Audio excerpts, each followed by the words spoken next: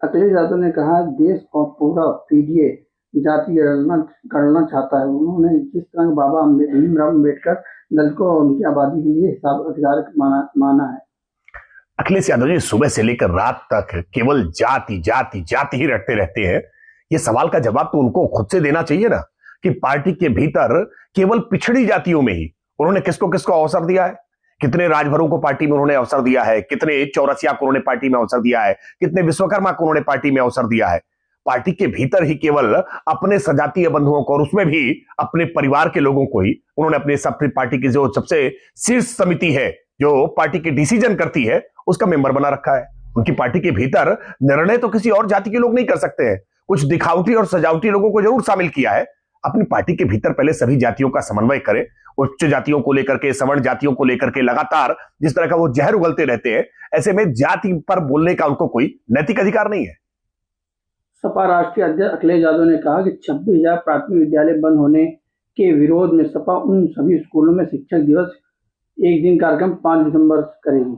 Samajwadi party ये झूठ फैलाने का काम कर रही है कि उत्तर प्रदेश में योगी आदित्यनाथ सरकार में कोई प्राथमिक शिक्षा विद्यालय बंद हुआ है।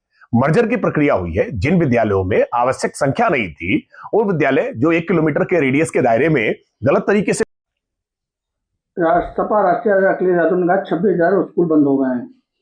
अखिलेश यादव जी को अपने कार्यकाल को याद करना चाहिए कि उनके कार्यकाल के समय में उत्तर प्रदेश में बेसिक शिक्षा की क्या अवस्था थी। लगातार बच्चे ड्रॉप आउट कर रहे थे, विद्यालय छोड़ रहे थे, निजी विद्यालय प्रोत्साहित हो रहे थे, सरकारी शिक्षा बदहाल अवस्था में थी क्योंकि विद्यालयों के पास अपने भवन नहीं थे, वहां बैठने की व्यवस्था ही नहीं थी, मिड डे मील का कोई पुरसाहाल नहीं था, कोई जवाबदेही नहीं थी, विद्यालय में शिक्षक आते नहीं थे, शिक्षकों की भर्ती में भारी भ्रष्टाचार था। योगी आदित्यनाथ सरकार आने के बाद ऑपरेशन कायाकल्प के तहत न केवल हमने भवनों को ठीक करने का काम किया बल्कि आज पठन पाठन का वातावरण बनाया है, आज स्मार्ट क्लासेस बनाने का काम किया है। इसीलिए लगातार विद्यार्थियों की संख्या बढ़ी है। ये झूठ फैलाने का काम ना करें कि विद्यालय बंद हो रहे हैं। विद्यालयों का कुछ मर्जर किया गया है जहां पर छात्र संख्या कम थी और किसी भी विद्यार्थी के लिए नुकसान न होने पाए 1 किलोमीटर के रेडियस के भीतर ही विद्यालयों का मर्जर किया गया है। अखिलेश यादव जानबूझ करके प्राथमिक शिक्षा को बदनाम करने की चेष्टा कर रहे हैं। क्या ये निजी विद्यालयों के दबाव में तो नहीं कर रहे? राहुल गांधी का पीएम मोदी पर हमला। CWC बैठक में राहुल गांधी ने कहा कि प्रधानमंत्री मोदी राजनीतिक रूप से खत्म हो चुके हैं। राहुल गांधी चुनाव जीत नहीं पा रहे, पार्टी पर पनौती बने हुए हैं, बोझ बने हुए हैं। उनके नेतृत्व में आने के बाद से पार्टी का लगातार ह्रास हुआ है। कांग्रेस पार्टी अपनी दुर्गति की तरफ गई है। जिस राज्य से वो स्वयं सांसद हुए उस राज्य में आज पार्टी की अवस्था क्या है, बिना गठबंधन के चल नहीं सकते हैं।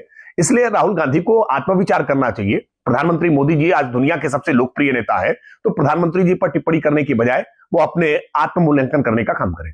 कांग्रेस वर्किंग कमेटी ने तय किया है कि पार्टी के कार्यक्रम में वंदे मातरम की पहली 2 कड़ी की गाई जाएगी। फैसला 1947 के कांग्रेस प्रस्ताव में आधारित है। ये बहुत दुर्भाग्यपूर्ण है। वंदे मातरम का गीत कोई भारतीय जनता पार्टी का लिखित गीत नहीं है, वो कोई भारतीय जनता पार्टी के किसी नेता ने नहीं लिखा है। वंदे मातरम वो गीत है जिसको आजादी के रणबांकुरों ने गाते हुए फांसी के फंदों को चूमा था। आजादी का तराना है, राष्ट्रीय गीत, उसको दर्जा दिया गया। अब संसद से कानून बन चुका है, संसद से बने हुए कानून की अवहेलना कर रहे हैं। भारत में देशभक्ति की भावना को हतोत्साहित करने की चेष्टा कर रहे हैं। ये देश स्वीकार नहीं करेगा और वंदे मातरम का यह अपमान न केवल असंवैधानिक है बल्कि इमोरल भी है, अनैतिक भी है और इसका खामियाजा कांग्रेस पार्टी को भुगतना पड़ेगा। कांग्रेस अध्यक्ष मल्लिकार्जुन खड़गे ने कहा कि उन्हें दुख है कि CWC के ज्यादा सदस्यों ने उत्तराखंड हरिद्वार में उनके दौरे के बाद उन्हें हुए शुद्धिकरण के कार्यक्रम में निंदा नहीं की। इसका मतलब कि CWC में अभी भी कुछ ईमानदार लोग हैं जो मल्लिकार्जुन खड़गे के इस झूठ के साथ खड़े नहीं है। मल्लिकार्जुन खड़गे कांग्रेस पार्टी के राष्ट्रीय अध्यक्ष बन गए, लेकिन वो जानते हैं कि पार्टी के भीतर उनकी क्या हैसियत है और जब वो राहुल गांधी के कहने पर इस तरह का कोई एजेंडा चला रहे हैं तो निश्चित तौर पर जो भी बुद्धिजीवी तबका है कांग्रेस के भीतर वो इस बात को स्वीकार नहीं कर रहा होगा। सब जानते हैं कि उनके किसी प्रकार का कोई भेदभाव उनके जातीय आधार पर नहीं किया गया है। बावजूद इसके मल्लिकार्जुन खड़गे इस तरह का रोना रो रहे हैं, इसलिए कांग्रेस के भीतर उनकी सच्चाई को जानते हुए ही आज CWC में उनका कोई समर्थन नहीं कर रहा है।